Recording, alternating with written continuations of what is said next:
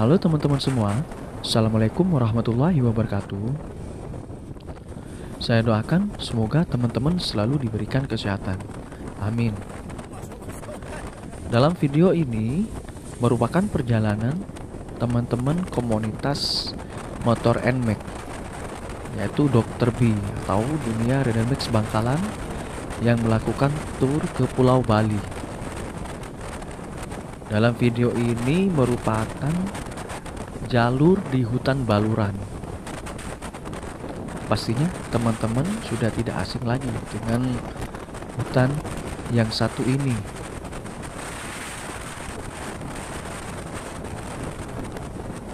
Hutan Baluran berada di Kabupaten Situbondo, berbatasan dengan wilayah utara Kabupaten Banyuwangi. Hutan ini akan teman-teman lewati jika teman-teman menuju Banyuwangi dari arah Surabaya via jalur pantai utara. Jalan yang membelah hutan ini sepanjang kurang lebih 25 km. Terdiri dari tanjakan, turunan, kelokan, blind spot, dan hal-hal yang menantang lainnya teman-teman. Pastinya sangat seru sekali lewat di jalur ini.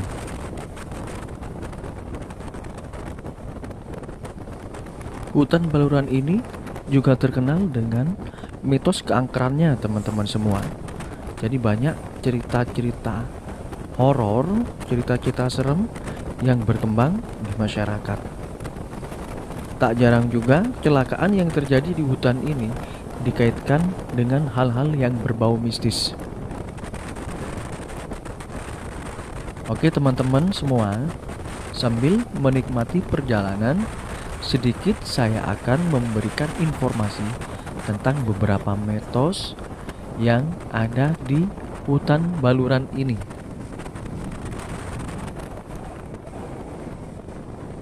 Sebelum melanjutkan video ini, silahkan teman-teman tekan tombol subscribe serta bunyikan lonceng notifikasinya agar teman-teman selalu update apabila ada video terbaru atau ada info-info terbaru di channel ini.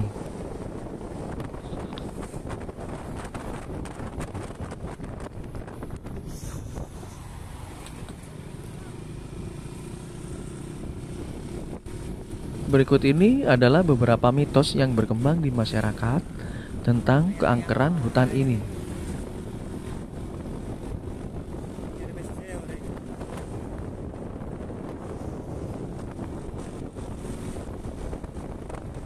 Yang pertama, mitos bis hantu.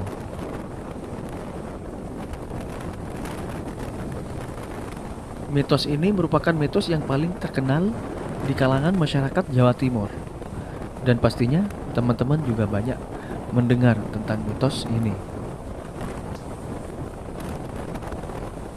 Cerita tentang bus hantu memiliki banyak versi teman-teman, namun yang cukup tersohor adalah bus hantu jurusan Banyuwangi yang konon penumpangnya adalah makhluk gaib. Serem banget teman-teman. Kisah ini pernah cukup ramai di salah satu media sosial beberapa tahun yang lalu, bercerita tentang seorang perempuan yang menaiki bus dari Surabaya menuju Banyuwangi. Dalam kisah tersebut, gadis itu mengaku menaiki bis dari Surabaya pada tengah malam, sekitar jam 1 dini hari teman-teman. Berani sekali gadis itu malam-malam sendirian lagi. Selanjutnya sang gadis tertidur pulas selama perjalanan menuju Banyuwangi. Tak ada keanehan yang dirasakan sang gadis hingga menjelang tiba di Banyuwangi, dan ia pun terbangun melihat sekelilingnya bahwa dia telah sampai di terminal Banyuwangi. Lalu turunlah sang gadis itu dari bis tersebut sambil mengucapkan terima kasih kepada sang kernet. Hanya tersisa beberapa penumpang yang turun bersamanya di terminal tersebut. Para penumpang tersebut langsung pergi, begitu juga dengan bis yang ia tumpangi. Dalam sekejap, terminal itu pun menjadi sepi, dan ketika ia melihat telepon selulernya untuk menelpon kerabatnya agar dijemput. Betapa terkejutnya gadis tersebut bahwa jam di ponselnya menunjukkan pukul 2:16 teman-teman. Perjalanan yang tidak masuk akal karena pada umumnya waktu tempuh antara Surabaya dan Banyuwangi adalah 4 sampai 5 jam via jalur Pantura. Aneh kan teman-teman? Tersadar bahwa ada yang aneh, sang gadis mencoba mencari seseorang di terminal yang ternyata diketahui bukanlah terminal sesungguhnya. Dia seorang diri di tempat tersebut dan tidak ada orang lain. Lalu dia tersadar bahwa dia sebenarnya berada di sebuah hutan, bukanlah terminal teman-teman. Gadis tersebut baru saja menaiki bus hantu, lalu turun di terminal gaib yang disinyalir berada di wilayah hutan Baluran ini teman-teman.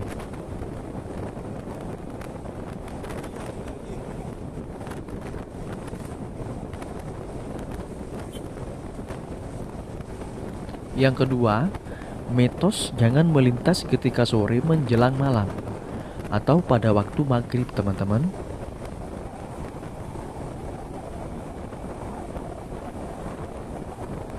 Kisah ini cukup tersohor di antara para supir truk yang sering melintasi kawasan hutan ini.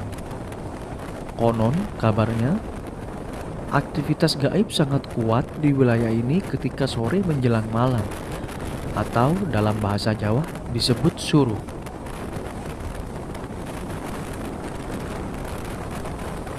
Pergantian hari menuju malam sering diidentikan dengan dimulainya aktivitas makhluk gaib teman-teman. Dan hutan Baluran ini dipercayai memiliki banyak makhluk gaib penunggu wilayah tersebut dan akan mengganggu mereka yang melintasi ketika waktu suruh. Para supir truk menyarankan bagi yang ingin melewati wilayah ini lebih baik menghindari waktu tersebut.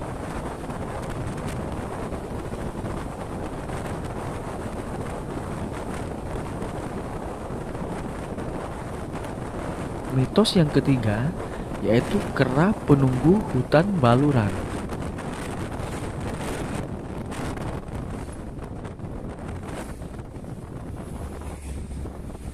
Konon kabarnya, hutan Baluran memiliki penunggu seekor raja kera atau siluman kera yang menjadi pengendali hewan-hewan liar di sana.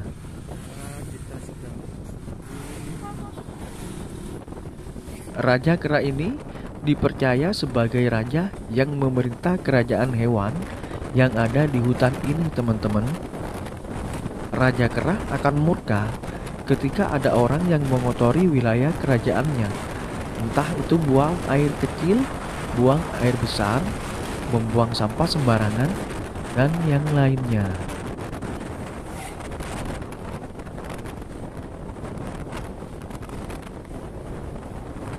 Yang keempat, mitos legenda Curah Tangis. Curah Tangis adalah sebuah jurang yang berada di tengah wilayah hutan ini. Mitos ini berawal dari cerita tentang sepasang kekasih yang dulu menjalin cinta. Konon ceritanya, sang wanita dibunuh oleh kekasihnya dengan mendorongnya ke dasar salah satu jurang di wilayah hutan ini. Cerita ini masih hidup di kalangan masyarakat hingga saat ini teman-teman. Konon masyarakat percaya jika arwah sang wanita sering mengganggu pengendara yang tidak fokus dan teledor yang melewati wilayah hutan ini sehingga terjadi kecelakaan.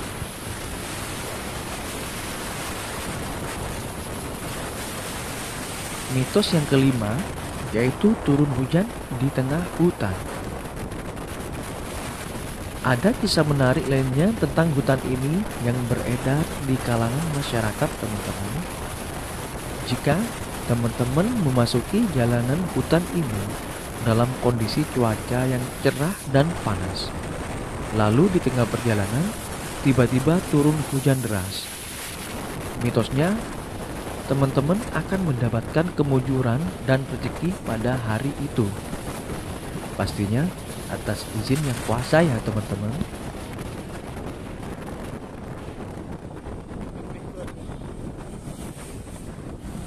Yang keenam, yaitu mitos tercium aroma bangkai. Bau bangkai selalu diidentikan dengan kehadiran makhluk gaib di sekitar kita yang mencium bau tersebut. Termasuk bagi teman-teman yang mencium bau bangkai ketika melewati wilayah hutan baluran ini. Kabarnya, jika teman-teman melewati jalan di hutan ini, lalu tanpa sengaja mencium aroma bangkai yang tidak diketahui asal-usulnya, konon kesialan akan menghampiri teman-teman tidak lama setelah itu. Waduh, serem juga ya teman-teman semua. Jadi, itulah beberapa mitos yang bisa saya sampaikan tentang hutan ini teman-teman. Jadi intinya, dimanapun teman-teman berkendara, lewat jalur manapun, tetap perhatikan safety riding. Tetap fokus, berhenti apabila merasa capek, agar teman-teman terhindar dari sesuatu yang tidak diinginkan. Oke teman-teman semua, saya ingatkan kembali buat teman-teman yang belum subscribe channel ini, silahkan tekan tombol subscribe dan juga bunyikan lonceng notifikasinya agar teman-teman selalu update apabila ada video atau informasi terbaru di channel saya ini. Dan pastinya saya akan lebih semangat lagi memberikan info-info buat teman-teman semua. Ya teman-teman, begitulah informasi yang bisa saya sampaikan. Kurang lebihnya saya mohon maaf. Saya akhiri. Assalamualaikum warahmatullahi wabarakatuh.